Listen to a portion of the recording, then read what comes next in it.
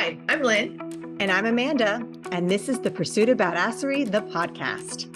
This podcast is all about taking action and creating that badass business abundance and life that you want. Where we share stories, laughs, wins, and epic fails to show you the whole picture of the entrepreneurial journey. It's not just unicorns and rainbows, people. Jump on and follow us through this raw and witty roller coaster, where we get down and dirty and go behind the scenes of life and entrepreneurship. Get on it, get over it, and get after it. Hey there, I'm Lynn. And I'm Amanda. Welcome to the Pursuit of Badasserie, the podcast. We are back again in season 3 with more business badasserie. That's right. We're super stoked, as per usual, about our topic, but also this next season. Amanda, I'm so excited about this next season. I know. I mean, we've been in it for a couple of weeks now, but I never actually called out and told everybody, yes, this is season 3. We are almost to our 100th episode, which blows my mind. Very excited. So thank you for all of you who are listening and have been here, particularly our OGs coming from the very first episode. We appreciate you. We do. And let's talk about. By the way, just drop a comment of which been your favorite podcast, because we do have some OGs that are just always consistently listening to us. We love you. We love you. All right. So today we're talking about one of my favorite topics, and I think it's my favorite topic because people don't consider it. And then when they see like how to break it down and stuff, they're like, holy shit. So we're talking about client capacity, understanding what your client capacity is, understanding what client capacity is in general, knowing, understanding, and maximizing essentially everything client capacity within 20, 25 within reason. Within 25 minutes. You know, I just had a conversation with one of my clients, I don't know, about a week ago, and we had to really have a heart-to-heart sit down about what her capacity was, because she was like, oh, well, I want to start this new program and it's this price point and this and this and this. And I'm like, okay, well, how many people can you take? And she's like, oh, only like 3. And I'm like, 3? You're like, your capacity, she's maxed out at 3. So to me, knowing that her capacity was 3, but her target goal income was X, like, okay, well, something's got to give there, because if you can only take 3 clients, but you, for the sake of this conversation, these are not her real numbers, but if you can only take 3, but you want to make $50,000 this month, then you can't be selling your product for $1,000. You can't, because if you can only take 3, or service, I should say, you can only take 3, then you're capped out at 3,000. Not hitting that goal. Yeah. So the idea is that she was like, I can't seem to hit my goal. I can't seem to hit my goal. I can't seem to hit my goal. And that was her big issue, was like, I'm not hitting my goals. But then we just found out that it's completely unrealistic for her to hit her goals, because her max capacity is 3 and her price point's 1,000. I mean, again, these are fake numbers, but you get the idea that she was never going to make her goal, because she never actually did the math on it to realize that her capacity was nowhere near what it needed to be at the price point she was at in order to hit the goal that she needed, her nut, like her base goal, like not even her dream goal, just her getting through the day goal. Yeah. And it surprises me how many people don't understand the difference. Like, they don't understand what their capacity, what they can actually take on, and how it correlates to your overall income. Absolutely. How it correlates to your goals. So client capacity is the amount of time that you can spend on a client in front of and behind. Now, obviously, Amanda and I are consultants, so we do a lot of work behind the scenes as well in front of, but even like web designers, realtors, people who do things like behind the scenes and not always face to face, those hours add up. So here's where to start to start to get an idea of where your client capacity is. And I literally just did this with a high level client 5 days ago. So you take what you have.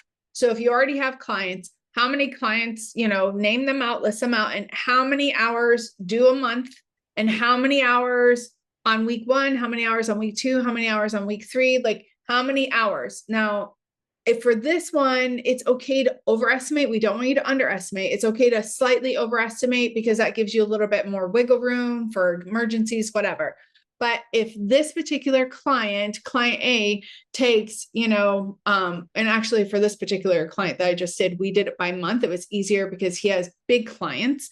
So we did it by how many hours a month that this particular client would take. So we did 12 months and we said, okay, this client, how many hours this month for January, February, so on and so forth. And this line would be this client. This line would be this client. We created a spreadsheet. So we knew how many hours were expected to go in this particular, but you can do this week by week if you already have a full client load. If you do not already have a full client load, you can do it month by month like we did with him, but understand where you're at now and then understanding your products and services. So there is a bit of knowing what your products and services are, which we've done podcasts on before, but knowing that this particular product and service is going to take 10 hours and it will cost a client $2,000 and it will take over 3 months or whatever that is. So that way you understand how much time is involved. And so that way, you know how many clients you can work into that. If you know one client's going to take 40 hours in 3 months, that's a very different than a client that would take 10 hours in 3 months, right? So your capacity becomes less unless you can streamline. And we'll talk about ways of like being able to kind of increase your available capacity or decrease, whatever. You get what I mean? Make more free time in your capacity to be able to take on more clients. But you need to understand where you're at with your current clients, but also with your products and services, how much time it takes. And absolutely, you need to understand, how much you're making per one. So that way you can correlate it to your goals and your financial stuff. But that's where you should start. And honestly, really take a look at products and services and the actual sweat equity, time worth value that you're putting in, because not every client and every situation is created equal. Even as a consultant, I have some clients who I might work with for 5 hours a week, and I have some clients I might work with for 10 hours in a day. So that's going to be a very different amount of commitment, a very different price point, a very different goal set there. So those types of clients have different demands, and my capacity changes for many reasons. It could be because of my personal life and what's going on, like my travel schedule, my kids' schedule. It's a fluid thing. So depending on what you're selling, what your product or service is, it might be a bit more fluid. It might be depending on what's happening with that particular, like you said, your clients going month by month based on what's going on with that type of client. So you have to know what you're doing. And I don't mean like, be smarter or anything. I'm just saying, know what your products and services, what the actual real-time work is. And even if it's not the work that you do, maybe it's your team is doing the work, but right. you want to make sure you understand how much effort is going to that, because the effort going into a digital product is way less than an effort going into something where it is one-on-one, hands-on all the time in a location. So if somebody wants to work with me in Bogota, that takes a lot more commitment and time and energy because I'm out of the country than it does if they want to hop on a call while I'm at dinner and I'm like creepily sitting in the bathroom on a phone call. It's happened before. So those kinds of things, they're different, but my capacity is different as well. And I have to know the difference as the owner of my own personal capacity and what I can take and the boundaries I need to set up around those as well. Just want to throw the boundaries conversation in there. Oh, well, yes, absolutely. I'm going to emphasize that client capacity isn't just client facing. It is the prep. It is the follow-up. It is the process, which this is where processes come absolutely into play in your systems. If you've been listening to Amanda and I, we're going to preach about process and systems, SOPs. They can absolutely help you and hurt you if you don't have them or have the wrong ones. I love that you brought up your team's capability or capacity, because that absolutely plays a part too. It's interesting because and I know we both do this, like obviously we do group launches, we have group programs, but also with our personal clients, like I know I can only intake X amount of clients if we're not in a launch, X amount of clients if we're not in a launch every month, or if we're in a launch, I cannot take, unless it's an emergency. I typically with my average client load cannot intake somebody during certain times. So understanding that, because even though I might be spending the same amount of time actually with in the intake process, both Amanda and I spend a little bit more time with those newer clients, just kind of getting everything ready, right? Rolling. But it also takes our mental capacity and our emotional, our like energy capacity. So we have to account for that. And that's one thing that people don't always account for as well in client capacity is like, okay, you know, I used to have a client that would do coaching calls back to back to back. And they would do 8 hours a day and with a 15-minute window. But yet they also sent follow-up emails to all of them. They also had to prepare for each of them. They had to, well, I have a couple in health and wellness that would need to meditate around them, right? And kind of release. And they were setting themselves up for failure because they were cramming them back to back. And they thought like, oh, I'm doing myself a service, but they ended up working probably double of what that they needed to because they were so exhausted. Then the next day had to be in follow-up, or they were working like 15-hour days and weren't really getting ahead. So you have to look at the whole picture of that client kind of journey and also your part in it.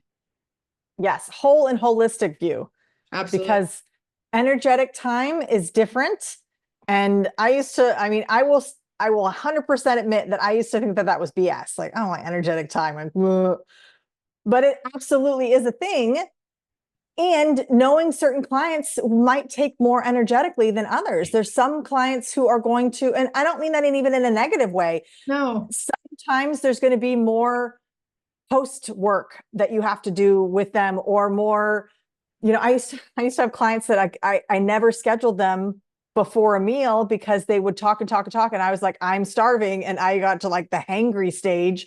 And so I knew that I couldn't schedule them around something else. Like I couldn't have another client coming in right after because it would always run over, or I couldn't have a meal that I was desperately wanting because then I would be a crappy pants. So you have to kind of know like energetically what's going to flow there. Or, you know, for me now in my scenario, I can't schedule back-to-back clients because my kid's not going to be quiet for 4 hours straight. That's crazy. He's going to be quiet for 1 hour if I'm lucky. So I have to schedule my things much more spread out than I used to because I have to account for somebody else's schedule. Like what else does he need?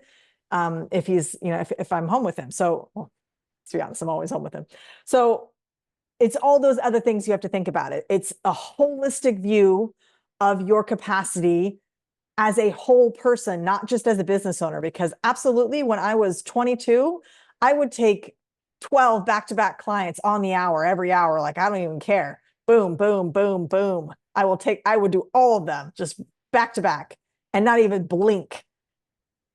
Times have changed. I'm not 22 anymore. I wish I could do those things. That now, physical training. Actually, I think I would love it. I mean, it'd be hard now because of my kid, but I think from love that like exertion of working out all the time. But that's neither here nor that's a different. But anyway, but my capacity to do that was different than my employees' capacities. So I could do that all day long. I could work 10 hours straight and not even think about it, subsisting on coffee alone.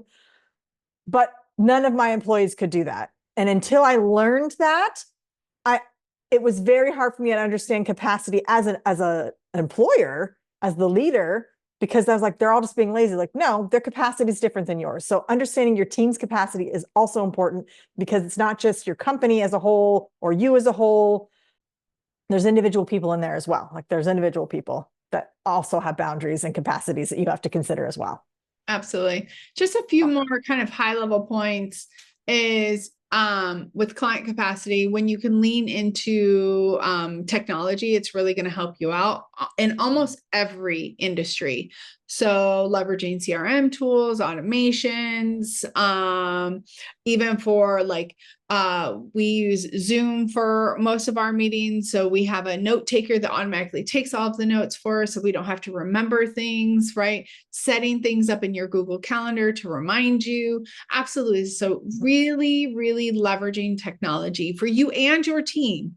And if you don't have a team, so we're speaking in both, if you don't have a team, then it will absolutely help you to maximize technology, but especially with your team. And, you know, you've talked about the team a lot. I think that even more so when you start to, because when you start to look at client capacity, to me, that is one step in taking your business to the next level. It's taking it from more of a hobby, in my opinion, to the next level, because you see opportunities for growth. You see where adjustments need to be made. You see where you need to increase, where you potentially need to hire, especially, but hiring strategically and expanding before you need it, outsource some maybe tasks, or, to help with client satisfaction type of things, to keep your clients, whatever that is. But hiring strategically is absolutely crucial, especially when you're thinking of client capacity, because you want those that can really handle everything that we were saying. Also know that they are not you, but if you're going to put them client facing to help with the client capacity, then they need to be able to have that kind of demeanor as well. Not all of our team members do we put in front of our clients or connect with our clients. And it's not that they're not amazing team members. They are at what they're doing for us, but they're not necessarily client facing. So making sure you're looking at how you're being strategic when you hire as well for client capacity is going to help you. 100%. And of course, I have to mention the money of it as well. So you've touched on it for sure, on building and growing your business and thinking about your client capacity.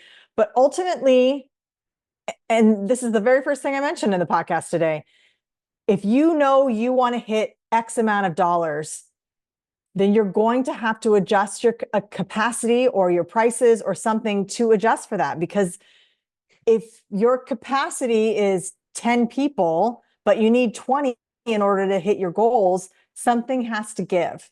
So whether that's creating a new product or service to fill in the gaps that is at a different price point, that has a different capacity that you can adjust for, whether that's changing your pricing structure, whether that's, diversifying through employees or through tech or whatever.